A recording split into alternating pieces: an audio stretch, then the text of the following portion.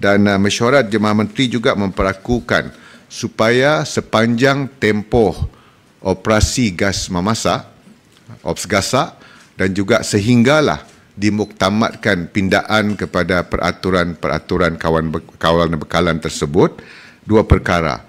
Pertama, tidak ada sebarang tindakan undang-undang diambil terhadap perniagaan jualan dan makanan berskala mikro dan kecil berkaitan penggunaan silinder LPG bagi keperluan premis perniagaan masing-masing.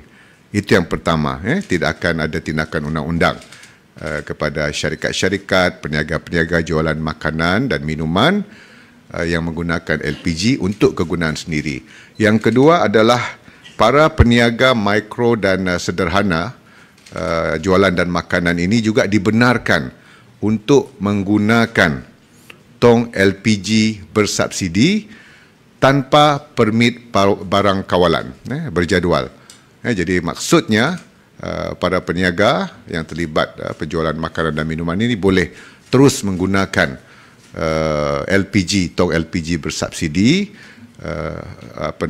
walaupun mereka tidak mempunyai permit barang kawalan berjadual. Dan pada masa yang sama, Kabinet juga bersetuju supaya Ops Gasak diteruskan untuk khususnya melihat kepada dua aspek aktiviti haram di kanting itu, iaitu pemindahan daripada tong bersubsidi kepada tong tidak bersubsidi.